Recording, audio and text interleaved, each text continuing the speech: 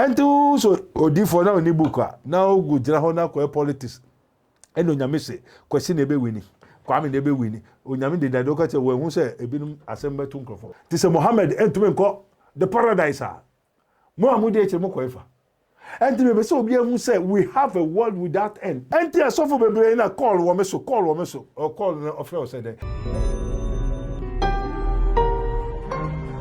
Mystery TV. Allah. In the name of Jesus.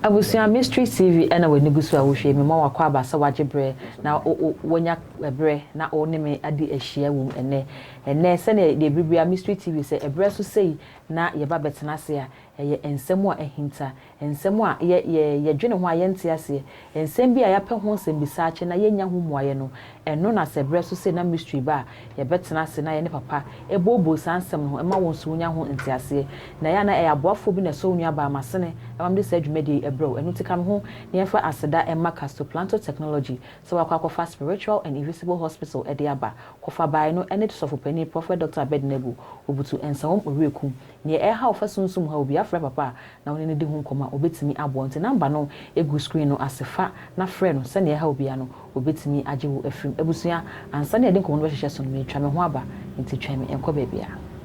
Hallelujah. Prophet Dr. Abednego has once again demonstrated the power of God following divine guidance. He established the world first spiritual hospital, Rabboni Spiritual Research and Divine Medical Laboratory. Now, God has directed him to create the Prophet Dr. Abednego Invisible Teaching Hospital, powered by End.Prophet technology. This unique institution will reveal spiritual realities and help you understand the unseen battles affecting your life. Many are spiritually unwell without realizing it, and many struggle to progress due to invisible spiritual conflicts. Prophet Dr. Abednego Invisible Teaching Hospital is here to uncover and address all spiritual obstacles. Bring all your problems to Prophet Dr. Abednego Invisible Teaching Hospital and witness the revelation of all that has hindered you spiritually. Visit us in Ensawim Adwejiri Oreku Liberty. For more information, please call us at 0208 599 576, 0208 599 576, or 0278 977 215, 0278 977 215, or email us at castoplanto-technologies@gmail.com. Prophet Dr. Abednego Invisible Teaching Hospital, unveiling spiritual hindrances and guiding you to divine freedom. I will see me that se wagebre atwen ya me yakwaba and wonu ba adwoada gold and amagem konwa ebra so se me ne papa ye ba be bibi ensem no ntika me ho na ye ma papa akwaba papa mpache mo akwaba yo anuanu ne adofo mo a motie Mystery TV his minister of Christ Prophet Dr. Abednego and too much etiefo nyina nedika ederade ase echiamu nso nyina onyame man asodwe onyame asodwe enkan ho amen amen.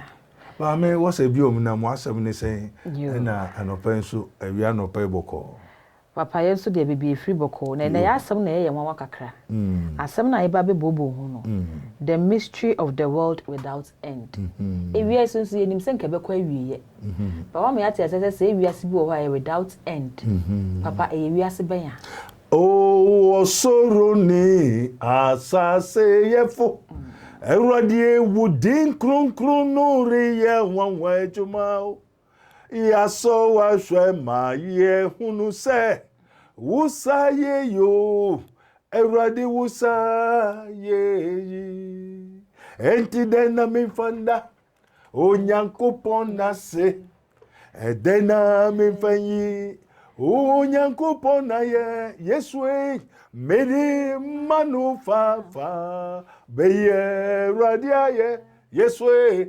nama bonide seda kwenyame. Amen. Amen. Na erade medawase se odi ehinta onyansafo no adadi a kire yen kokwa se o ka se wiase bi wo ho a enya wi a obi anti ase anamebua the mysteries of the world without end ehinta sema ewo wiase a enni awie enu na mabebo hu de wuro wodi ama me se me kire mu na mu hu se ye wo wiase both visible and invisible. Said watch Colossians 1:16-17. Also, for by him were all things created, both visible and invisible. And the we are saying ye hu nipa ye hu. Ye woni we are saying so ho enu ye mfa ye nu aye de hu. Amen. Sunsun famudia. Sani ye wo loto number 1444 menka se kotwa wo. Na mom yo your counterpart. So what I say? Who say every creature has a counterpart. That's a yako lotto forecast. Lotto forecast be your counterpart. Normal be our counterpart. Normal way a boa. The following week, normal be bo. It is a 40-44 year can you board this week. Yo. The following week, the best me 44-40. Sapepepe. Enti eni nenam. Into study since 1944. Ube study abon se na normal way to anato way to anato way na to anto. Sa we ni nyame de ho me hu ni nyina but me ntwa. Papa. What I say? Enti sanya ye wo visible world no sa na ye wo invisible world. Okay. Enti baby a wo se memmeyi mu na ye nko minimum nko na ye ko se say minimum nko no say meboa mu no meboa enipa no wo asase so as a pilgrimage for this visible world. No be abefa ye akosa invisible world, that is the world without end. Into invisible hono and ye wiase a eni awie. Yo, a special place. Okay. Na some special place you know. Ye wo nia ohweso. Ye wo esudifo. Sa na ye wo wiase we visible world aye hu. Ye wo nia ohweso, ye wo nia odiso. Nti we nia ye hu no, nia ohweso no ene ni odiso wo friend the god of this world. The god of this world. Yo. Ni ohweso no ni odiso no. Ni ohweso odiso. Ono na odiso. Okay. Ni ohweso ene odiso no. Owo nkrofo agent, ministers, lawyers, doctors, teachers, wo bia wo hwe, wo post wo the whole world that yet is we. Nti we ni awa friend no enyo no control we. Eye wiase ye di ani hu. Ye di hu. Ni awa friend na wo de ye kwa koma no. Man no. Enyo no control sa wiase. Debi. Ana ansa na obenya kwan na ne de na edimu no. What I say? Into obeba no oba be fan akwa obesai we. Ni edi ani hu. Ni edi ani hu obesai ni nyina. Oba besai no. Obesai ni nyina. Because one say na ne de ne ntumi ndimu. Okay. What I say? Papa me say. Entino ansa na ne de no obeba a ne de no be fiase no. Entino just o dikai esai we. O say we na we ni ho ansa na ne de no ebeba. The needy neighbor and no enye. The world without end a year ka ho asem enye. And na me say member de ru ho aka say me meka. What you say? One say mra onyankopon bo so na say bo nipa no. Ohome nkwa home ye de egu nimu. Enti no say nkwa no ni na home ni. Enye nkwa. Enti ahome we have an expiring date. Enkwa ni o ohome nti ade we ene free mu ene onipa home ene we ewo expiring date. Ya ahome no ewo bra ebewu ewo bra ebe spy. Okay. Ewo time ebetwam enye se ebetwam ebe spy ebetwam. But say no de nya ode mayen no ahome nankasa. And a home and so a dankwa. And this a home in Ankasa, when po no damn na ultimate trust 1,000 years, 800 years, 950, 900, 60, 70, 80. Now why a Japadi akese? A sikafu mo mighty millionaires wo nyim yaye. Wo mo ye kute sika millionaires, mighty millionaires no, enkwa home pen wo.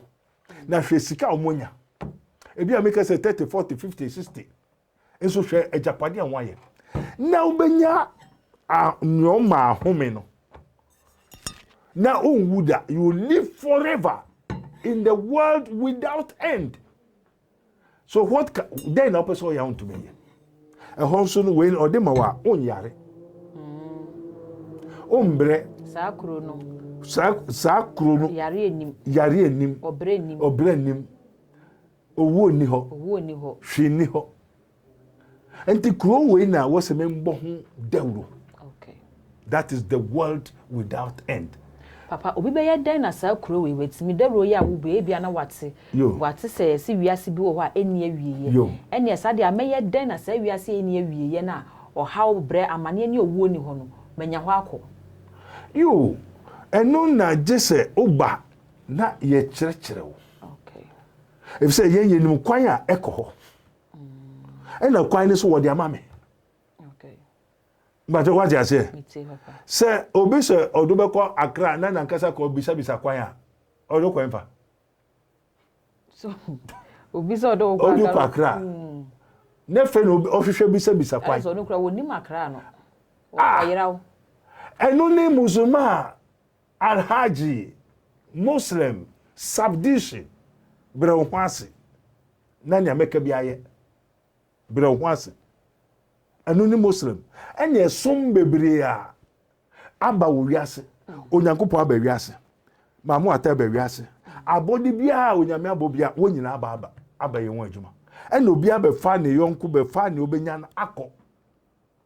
Oh, okay, nti say wiase we na ewo mu no yo enipa na ewo wiase e de anihu yo obi ade ewo a obi e preso de ne de ebekọ mo ensuo de ewo epode ewo asase de ewo we de bia to bia person fa ne de enye den enko ni kurom ana agenkwa Yesu nso aba.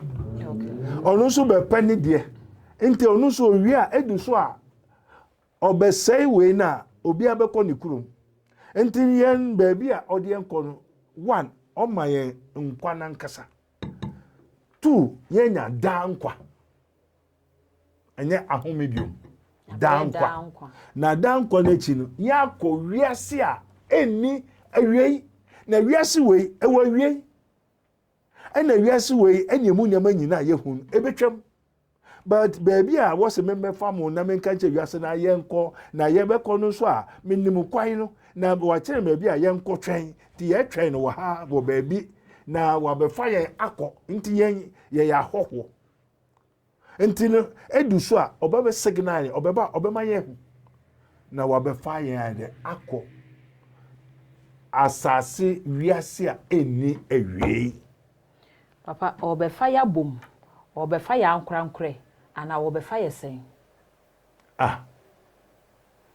if you say wo kasa in now che say wo koboa ya no no e wo ba bia atwen no enti ewiase na eni ewie na obo be signal ye no signal no be ba na wo be fire nyina bomu ba ko de yakọ ana okay se ne nipa ne ba ye se ye ba na ankrankre ne ebehu ye na aboaboa ya no no oba be fire ankrankre no sa makoma de yakọ ebi one say ose Ewurade nim ne ba 2 Timothy chapter 2 verse 19 Ewurade nim ne ma enti obiara obo Ewurade din no ontwe ne ho mfi ne a enti ho enti se Ewurade so ye ba akopɛ ose Yesu Kristo na wobo na suwa wobo na asendua wo eduane so no amuhu no ono na Onyankopɔn aye no Ewurade ene agenkwa enti se Ewurade nim ne ma dia na Yesu nim ne ma enti oba fa hemfo akọ obefa ne ma na onimu mu to ye bosom a obefa wana to nso bekọ ba bi abosom no na se bosom no ni asase no ono ba bi eso nko no ye najafie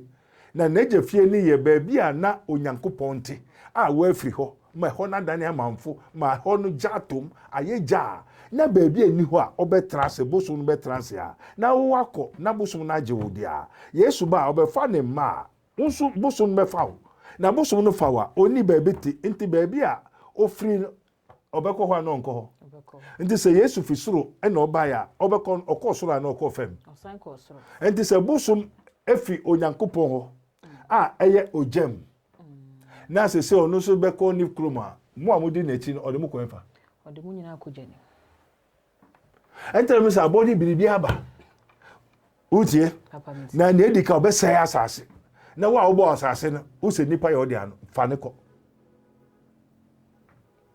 enter se mon ko wiase fa ne nyanko kasem asempa ne nkyere abodi biara na ne obegie di no mo bo ne so eja na oba eno nkonkru di mu eja oba no nkonkru di Jesus Christ of Nazareth. The Trinity is one. Entinu uba upesa da wiase na enye wie na the world without end na ye yenim ho ye te ho me hu se ya be fa me wasase so suru boy na me du sa me koi na suru ebue na tum me hwe nipa wasase so ene wo se du so je ko na me sambai. And the paradise no wo ho a ete se ha o. Oh, okay. Wo ho a ohu ha. Ne koso a ha bia. Ne koso ha wo ho a ohu ha. Ne koso ha bia. Enti no so bue wani nso a wo ha ohu won. Oh, okay. Wo ha na ne wo be fa ya ko ne nya maaye no. Yes. Ye bie wani a ohu won. Ne koso wo ho nyina. Sa pepe. Obie wani wie ne wo say bie gate no. There's gate in the paradise. Okay. And a woman mo hon so won so bue a wo hu yen wo ha.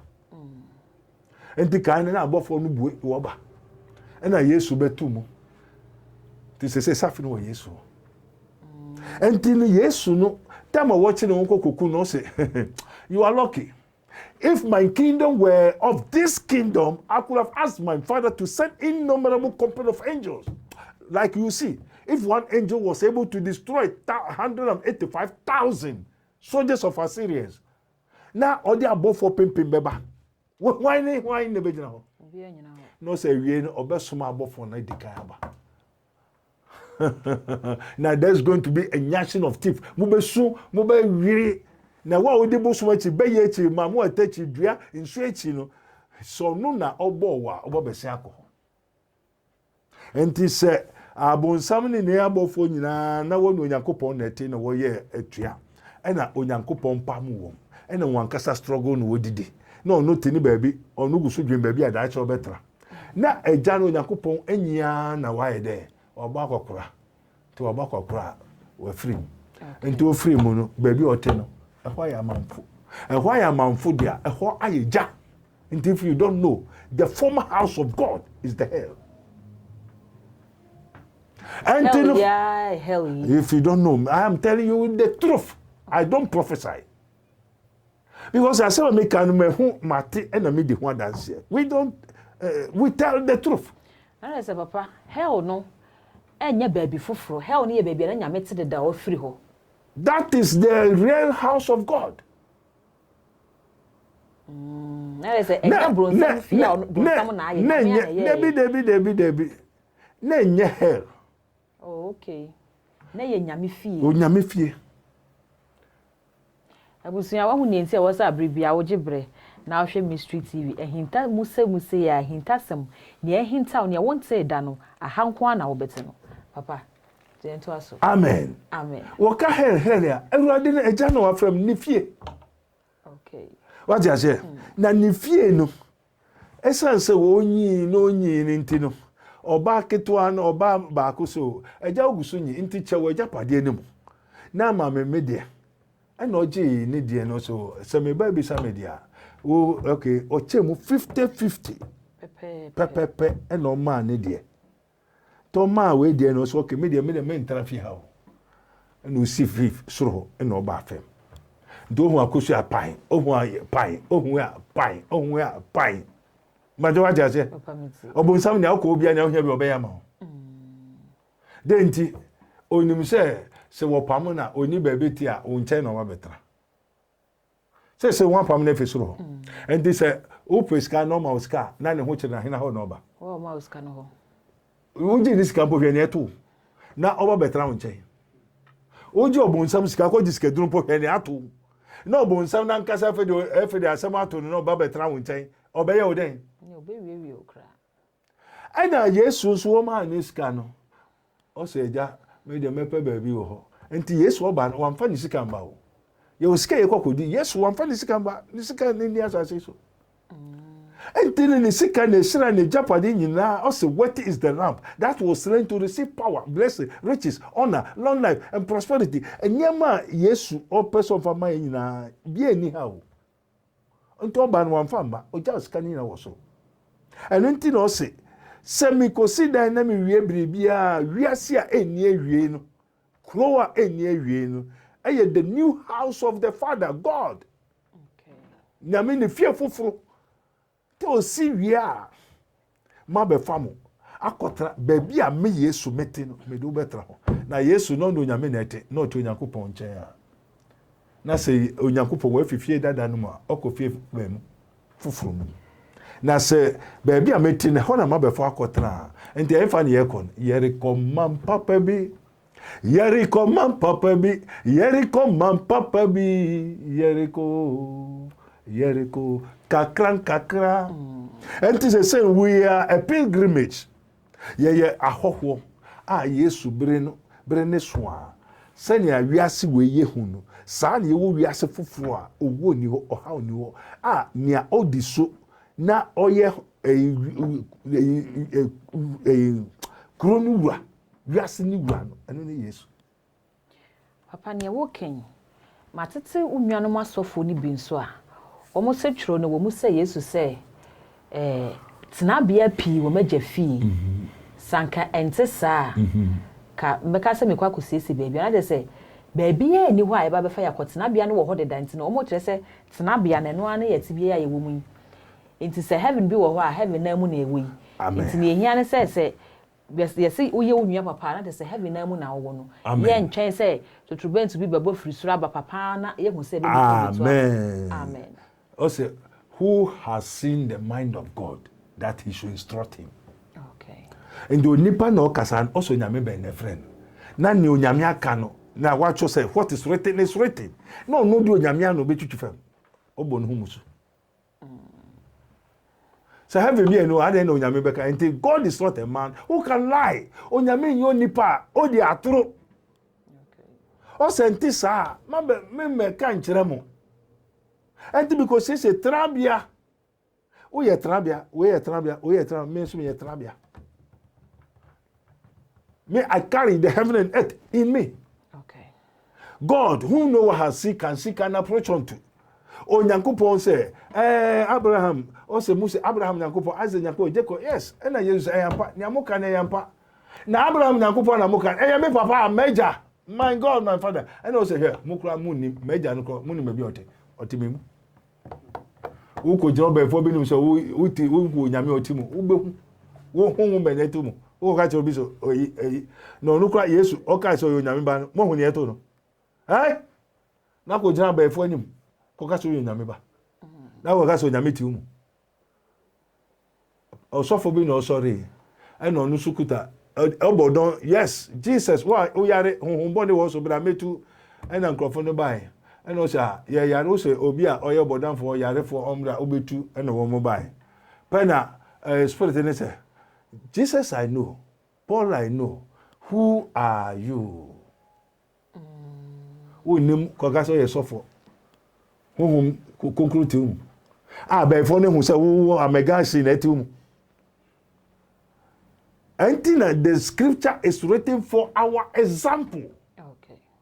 Bible no enye fe ne ko kan ya ko tra Bible ko tra so de makin kan sa o no adiwe say na wo ye ne say na esi ni we aseni say asemu a wo kan ye woni spiritual understanding enti ye ka wiase enye ewie a nipa enye ewie beba nipa wo hu e ho ne ko kotra enti nipa wo hu no ye nya no asasi so asene ye ko enti be mikuta nipa owu amehunu me hu say my 50 we ni yirai na fe we no immortal.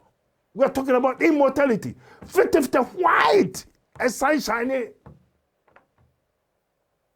And this any power we ya me wono a hono o say ye bese no say Yesu Kristo nyame ba no ba ye ne no bese.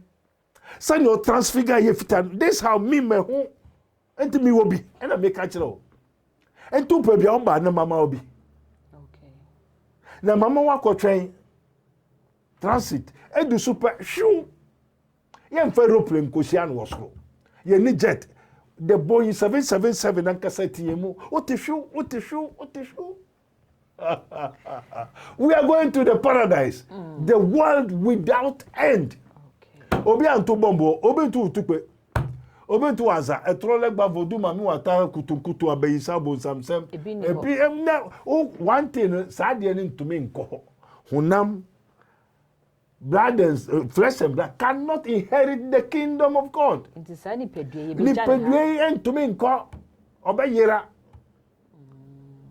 Oja fitefite ba we betu atra no. Wo eja salamampo hwene yo. No ja e de usa consuming we entumi ntra ho. And answer obenya sa atade na hye no. Teso ba na me ma watade ni bi hye. Enti wo se beye obusum okitro owansan okura wo obefo a wo sa atade obefo bia sa atade beye na adane atade hye no and say o ma me beye ni o kyereme a adane atade enti wona mu nyina wo ani ahu che wo o kyereme ti beye tenimu no no so ti beye nti Jesus said, my Father, the Father is in me, and I am in my Father, and I and my Father are one. And to mame ekuta beya eyo kankaya. O mame yo kankai no kankai tinimu na o mame so ye de eti o kankai mu nti adane atade. Nti for Kristo se o kraje nkwa sa white light no. Unya fa ye wade ye beya ma o. Unya fa e wo so pe. Unam no spiritually no na wo sha atade no. Na we don ho afisa o kankane na se. Kakane kwa adia onu hu kwa mpa obio. Okay. Onya hu so se satan kwa mpa wasam bio. Na amawa ye nampreko pe. And since you believe, have you received the Holy Ghost? Osofo no bo we so no bo so she hina. Tatarebe na o she. O so wansan ya na o she preko. Wo san se ko di eduro. Wo agimi ankasa. Oko di eduro, oko ware bosomo, oko ware tumi no. Ndu ko se nini.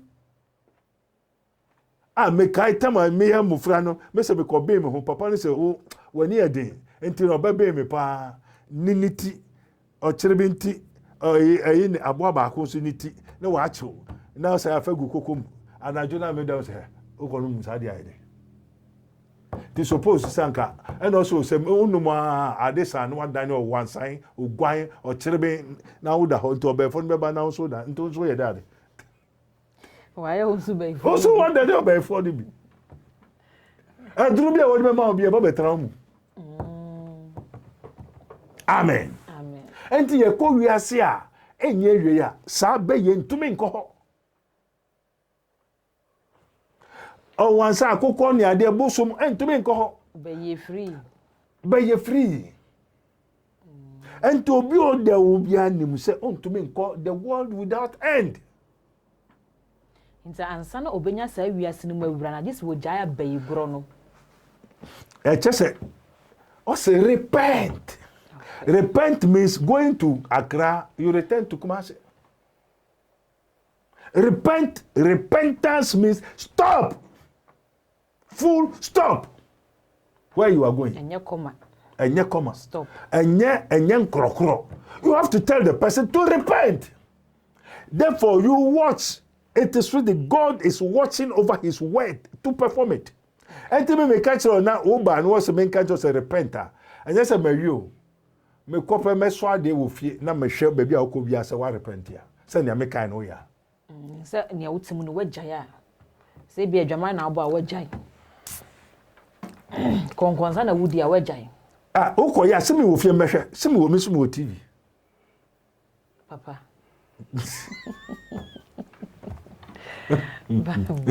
Papa okay can some say na okay can na hwefo na atifu ya na o ma confused. Now one say you were the sight of God. Okay. And let me just say there's difference between the gift and the calling of God. Amen. Amen. Obuha, there's different your gift. Aduma chede ebu to say knowledge, wisdom, understanding, healing, so and so na a gift. And then your calling. Okay. Calling is a bra. One more gift. One more gift in you know. What tell you for gift in koye den. Koye. Enti asofo bebre na call wo meso or call na offer said and that woman say we have the first call and the second call. Call ni oni mienu. Enti obi so na me friend na bi say call na emu ne we no one friend. Maybe can na flashing no. Mo we flashing but say by yes. You can enye call flashing. Enye flashing no. Enye call special call you have an assignment. On my gift. What's my assignment? What is it? Enti no so sumawa wonim ni akoye wonim ni akokoka ntu kon ukuta o Bible and the same Bible is different from the scripture where you hu no one this Bible yes your special book and Ezekiel then also chro kind yo mini odi your special book then no be akuta ni book. Every true man of God has a zeal. And the zeal is a book. Enti wu kwa konkrai, udunkra kwa awoshi. Udu awoshi si ha. Asema si house no masoso enso. Enti wu kon unim ni akwa ya na unim. Na difo abai wonim ni omoye. So mun kita address bia no mo na. Mun kita address bia ra. Ndo kwa enfa. Enti Muhammad say Allah say kasi one say Muslim their rehearsal. Idi kasi Allahu Akbar. Na so aje so. Allahu Akbar. Una o ka na obi na ka kire o. Obi na ka na kan. Enti se hwe enwura o. Ana meboa. Ena yen the spirit of God no enyo bi na be kase yenka. Ade ni wo yemu. Ena epia bonten. But we dey obi na ba se kase Allahu Akbar. Alhamdulillah Rabbil Alamin. Praise be to Allah, the God of this world. And the woman said, the God of the heaven and the earth, the world, and Christ, Jesus. He controlled the heaven and the earth. But baby, odihene, otiho, no sheso, no baba yejuma, and the world without end. And no man Satan. Satan, the God of this world, obey so they say, what this to me, ma. The living soul. Okay. Atiasefo kra ayo nipa Adam. Eno na meka say di abodi nyina so ye biribiara na me hye wonsa. Eno obonsam bedada onipa na oye den oji into obonsam ka kire Yesu kutume na wiase wode amame. O say Yesu okutu mi a hwe ndade nyina me be ma o. Okay. Na wode amame. Why na de ma no? Oji wa Adam ho.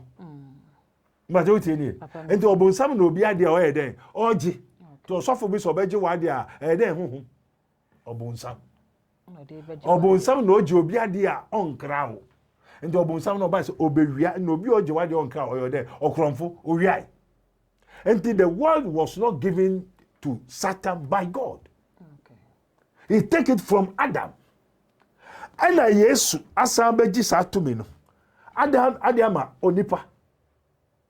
As I say, no, it's not going to nipa betra hunamusu operate, but though we can operate, but the everlasting say we are going to live in eternal. That is immortality. Sa tumia obonsam ji wo nipa hono. Onyankopon sa di amaye.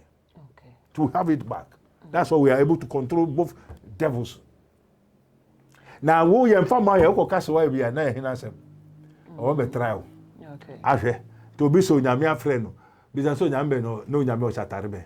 Amen. Oh so ntimi nkyere nyame kura wa frɛ. So kyere nyame ko afre no. Bia ye ogina o frɛ. Bia ogina o frɛ no. Ye wo ya wo frɛ no. Mo. Efe book ben no de man. O frɛ o se den kwasi kwame kwadu anaden no kan. Na fe yenko hwehwɛ. Na ba bi ogina okɔ yenko hwɛ sɛ ampa. Amen. Amen. And so odifo na oni book na ogu jira ho na ko politics eno nyame se kwesi na ebe wini kwame na ebe wini onyame de dado ka che we hu se ebinum asembetu nkrofo na ye mbo sa oman papa binu dewro na osofo a oso okotutu bu so ko say we no ankasa be ka che say heaven bi ani ho all the bible na je nkrofo sika di awie na o heaven na opeso ko na enu ane ha and onyame na asoma no enter me say oman pani won dewro obi oso ye prophet on mekere onyame ko friend na bi ogina ene book kukuta amen amen papa na uso onyame ni ho a o say in the beginning asase ni mu ena onyankopon bo so na asase mokra mo nti ase asase na nkasa na onyame no ho ansa na asase ba to no ni asase ndo obi ka so onyame ni wa na mo de kira mo bewu for nothing you die for want of wisdom say no obi no say just say ye nyina ye mbeso mo no ye mbehu no de yakọ Yesu kasa bene is blasphemy. Yesu so be nko agyan ho jeso na meso. Amen. And the Peter monko bu wansu emfa se agyan oba no nkonkro dem e wo hene dem Yesu dem. And se onya bo asu a wakọ Yesu ana nko Yesu ho ye. Na se so obi nso sansa na obekọ Yesu a be fa ne so. Oyo trufo ankasa. We knew the world without an onkobi. To onkobi amumbo ekobi. This is Muhammad End.Prophet the paradise. Muhammad mo ko efa. And me so obi hu say we have a world without end. Be yenko atrofo mboni obonsam ne dom ebinu kwa nim say nkom say no say apotro ho. Na sa apotro say nkom dia. Oketro be say nkom an oketro nkom. E different na mo ankuto ho no me keka. Why didn't they tell the truth? And na sa asemu won ka don kire mo so nipa ye atiasefo kra. No nipa nye okrati asefo na won kire wo se wo nipa tumi traum unko be tumi ahoro ahohom ahoro nipa ye mfa ye ne ohuom wo ka spirit a ye nipa ye mfa ye ne ohuom no nipa ba ko pagya o tumi kuta nipa wo me 2000 net o nipa ba ko and this nipa 2000 na se bia o ma me be fo bia onu so wo ho no na sa nipa 2000 ye honhom boni a wa bra boko sisen basa and obedan obesoso daibon na onsoso daibon obeso dai no na honhom bi ene wo honhom eda ene na nsa mehwe no o se also for me hu so be ni beda onipa ni ti out takura be ka I command ni yiri ni nua yiri na waware almost 50 years on and now